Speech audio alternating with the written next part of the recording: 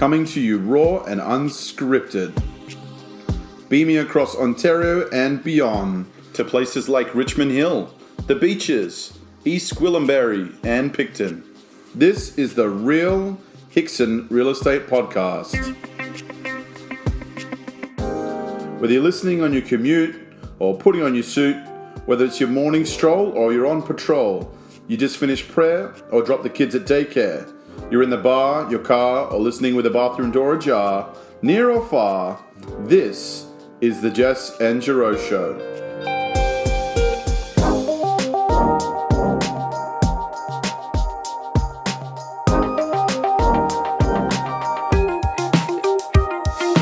We're grateful for flattery and prone to inaccuracies.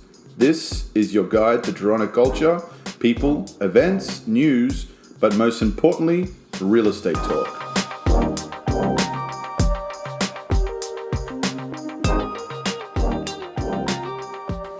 Hello guys, hello, hope you're having a good day, a good morning, a good evening, whenever you're listening to this. You've of course reached the Real Podcast with Drew and Jess. And thank you, Jess. And we're going to do a weekly segment now. We're going to try and do this as often as we can.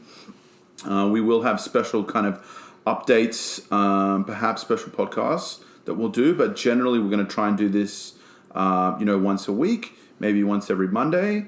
We'll try and keep you guys, updated with all that's happening and all that we're bringing to you.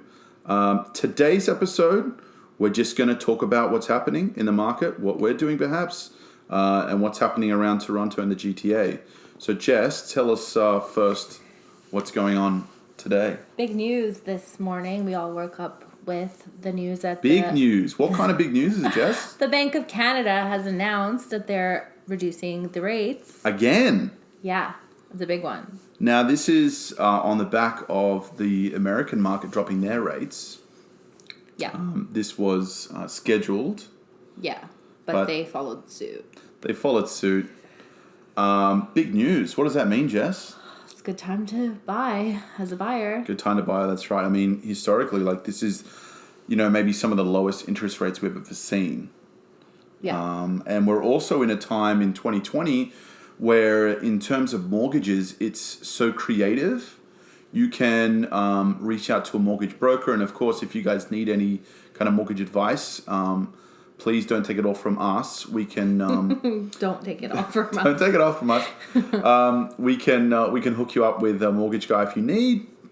We, of course, know many mortgage people in our industry. But as I was saying, mortgages these days, you can get so creative. Yeah. Whether you're self-employed, Canada. Whether you're new to Canada, whether you have all your money tied up in investments, there's just so many different ways that you can get mortgages these days, and it's more than just the big banks. Good news for buyers. Very good news. Anything else you want to say, Jess? Get a pre-approval now before anything changes. If you're thinking of buying in the next 90 to 120 days, get a pre-approval. That's it. You had it here first. Get a pre-approval, she said. And it does last for how long, Jess? Because they don't last forever. I mean, you need to get a new pre-approval.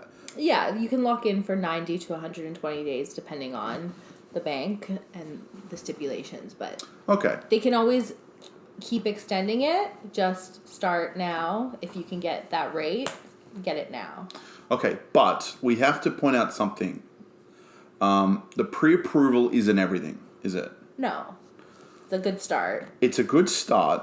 It gives you a kind of guide of what you can afford in your position. And of course, as I said, if your position does change, it can change in a matter of just buying a car or applying for a new credit card. Yeah, it's definitely conditional. It is a guide. And I suggest if you are going through that process, just stay steady, stay firm with kind of buying activities in your life, because that will affect the pre-approval. And when you do go to apply for a mortgage for a house, it will, again, it will be different. It will, it's, as I said, it's a good basis to have for approval. It's a good guide, but it's not the be all and end all. At the end of the day, it's whatever they come in at, however much you're paying for the property that you buy conditionally. Yeah, lots of factors. Lots of factors. But just get one. Just get one. Just get one. If you're thinking of buying anytime soon, lock it in. Lock it in. Right. So how is the market going, Jess? Yeah, it's super hot. Super hot market. Lots of buyers. People don't care that it's barely spring. It's almost spring, so yeah, I mean, you would expect a lot more buyers out in spring traditionally, but we're kind of on the heels of last year. It never really finished. We're down to 1.7 months of inventory. Just for reference, 3 to 4 months is a healthy market. Over that is obviously a buyer's market, but we're right down in the seller's market territory. Kind of like we predicted with our first episode. So, yeah, I mean, just with the interest rates being so low, the unemployment rate is actually quite low. And what that means is people are just in stable jobs. They're not as transient.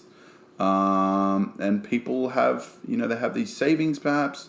And even investors are just comfortable coming to Toronto and buying properties, as well as obviously the immigration, the regular immigration rate that's coming through, and everyone needs a home. So lots of buyers. Lots of buyers. The good properties, if they're priced well, they're moving very quickly. That's the thing. There are still properties that aren't moving, and that's just because they're overpriced. It's very easy to get worked up in this kind of market as a seller and just say, it's going to go over by this much or this much. At the end of the day, the market will dictate the price, regardless of what you list it at. But yeah, I think people are doing quite well in terms of selling. Lots of multiple offer situations. But there's still things for buyers to buy. Still things for buyers to buy. I mean, maybe it's more of like you can't buy as much in the downtown core anymore. And I think people are pushing out to the edges of the GTA, and it's just natural progression. I mean, we're starting to hear stories roll in from Hamilton. Their market's quite hot. Oshawa, places like that. Guelph. People are pushing out, and it all comes down to what people are willing to drive for or take public transport for. Or your job doesn't depend on getting into the city. Yeah, and that's the thing. A lot of people's jobs are changing. There's less of the traditional 9 to 5 working in the city, and there's more flexible hours. Kind of alternative working lifestyles. Yeah. So I think we're seeing this natural progression. What else can we talk about? I mean, the average prices, I'm sure there's people wondering at home, listening in the car, well, what is my house worth? Well, number one, you can reach out to us, and of course we can, we've got a nifty little gadget, little tool. We can help to generate what your property might be worth, and it's worth chatting to us about anyways. But on average, prices are up 12% since last year.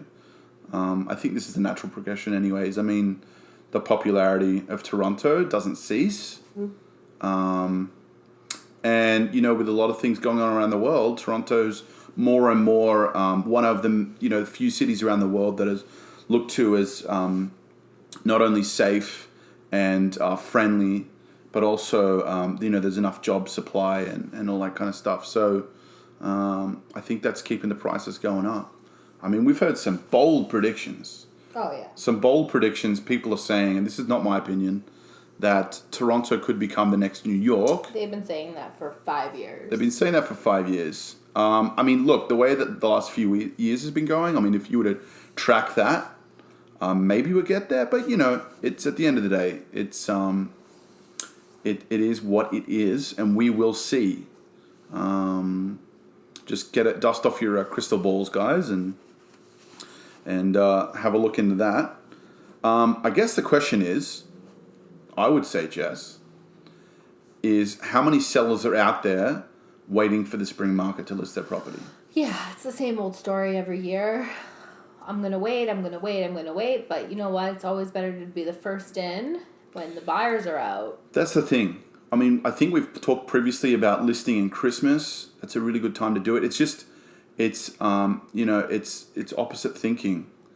Well, you list when there's buyers. You list when there's buyers. That's the most important thing. Yeah, I mean, the big question is where are you going to go when you list? And it's obviously, traditional. Traditional to have a spring market. And obviously it will be the same this year. I think the difference being it's just going to start a lot earlier. I mean... Yeah, it already did. It started in February. So let's think about the weather. I mean, the weather has a small effect, I think. It really hasn't been that cold. I mean, we're seeing above zero temperatures in February and March. There's rain and not snow right now. The sky's been blue a few days, so that's nice. And what do they say about the weather, Jess? In like a... March is in like a lion, out like a lamb, or in like a lamb, out like a lion. All right. So okay. Could go either way. Could go either way. I mean, it's been pretty mild to begin with. Yeah, so we'll see. Or we want to put our feet in our mouth at the end of March when there's like ice storms and blizzards of -30. Let's not get too excited. But the good news is the time is changing on Saturday night. Oh, yes. The time is changing, guys. Don't forget. Set your clocks. Spring ahead, right? Yeah. Spring ahead. Yeah. So you'll lose an hour, unfortunately, but that means that, what is it, Jess? The nights will be brighter. The nights will be brighter. And we are not in darkness at 4:30 p.m. Perfect. We've made it through. You can get home, you can cook dinner and sit down to watch your TV and the sun's still up. That's nice. Novel. It's novel. Is there anything else you wanted to talk about before I start doing events? No, that was the big stuff for this week, I think. I think it was big stuff. Okay, so if you're a seller, what are you doing? List. Put to exist. Inventory on the market. Put it on the market. Buyers. Now, obviously, you can have a look on realtor.ca. Perhaps there's something selling in your area. You can see the biggest thing is seeing what it's listed for and seeing what it's selling for. Because you'll be surprised. There's some properties that are going well over asking. And that's just a direct result of this market. But what are you doing if you're a buyer, Jess? Get a pre-approval. And figure out what you can afford. Figure out what you can afford. And I just want to impress upon people, when I first moved here, a lot of my friends, and this doesn't account for everyone, trust me, but a lot of my friends, they had to, we want to live downtown. We want to live downtown. The downtown core is where it's at. I think that's got to be changing by now. That's got to be, and not by that people don't want to live downtown. It's by necessity. Yeah. And you're just going to find, when you're looking at what you can afford, you might be looking in kind of North York and realize that maybe Newmarket is the next best thing for you. Or, maybe push out east, past Oshawa, Ajax, Pickering. Maybe there's something out there. You just got to decide for yourself what is it that your lifestyle needs and what are you okay to live with. I mean, if you take an extra 20 minutes on the GO train to get in every morning, but yet you can have a backyard, you can have a nice front door, you can have that extra room. People have to really decide what they need and kind of figure out their lives and try and get everyone a home. I mean, that's kind of what we're here for, right, Jess? That's the plan for us. That's the plan. And we're in the same position too. We're always looking at what we have and what we're looking at what we need in the future as well. In terms of kids and stuff, Jess. Yeah, I don't think anyone wants to know that about us right now. They don't want to know, but maybe some people do want to know about us. Maybe we'll do a podcast just talking about us. Getting to know us. In fact, Jess, we did guest on a podcast, didn't we? We did, yes. And what was that podcast called? A little bit of everything. Yeah, a little bit of everything. Yeah. And if you Google that, it's on anchor.fm as well. Little bit of everything with me, I think it is. Yeah, everything. A little bit of everything. And it was your friend. Yeah, Angelica. And we actually talked about our life and me coming to Canada and us doing real estate together. Oh my God. Oh, the days. How romantic are we? Straight off Tinder, guys. We will be known as the Tinder generation. Anyways, we get off track. I want to do events around Toronto. It's an easy Google, but just in case, I want to let you know what's happening. Today is March 4th. Okay. This weekend, on the 7th, the 6th and the 7th? 7th and the 8th. 7th and the 8th. 7th and the 8th of March, 2020. We have the Society of Beer Drinking Ladies. That's on Sunday, 2 till 6 p.m. at the Granite Brewery. That sounds delicious. We have Bronte Creek Maple Syrup Fest. If you're a diehard Canadian fan, and you love your maple syrup, that's at Bronte Creek Provincial Park, Saturday at 9:30. We have a few laughs. We have Toronto Sketch Comedy Festival. That is actually starting today, and that's running all the way till March 16th at the Theatre Centre. If you want something to do with your kids, we've got Winnie the Pooh Expo, which is very classic. That's at the ROM. That starts Saturday at 10 a.m. For you sports guys out there, we've got the Toronto Rock versus Calgary Rough Riders. That's happening at Scotiabank Sunday at 3 p.m. And then we have the Antique Vintage Market for all you deal finders. People looking to flip stuff. That's a big thing nowadays. Oh, yeah. Finding salt and pepper shakers. Well, there's some cool stuff. Going on eBay, flipping them. Who knows? But that sounds like a lot of fun. That's Saturday and Sunday. That's at Exhibition Place. I think that's all we have for this week, Jess. Yeah, I think we packed it full of info. I hope you guys are enjoying this podcast. Hope you're enjoying me. Hope you're enjoying Jess. She is lovely. She's delightful.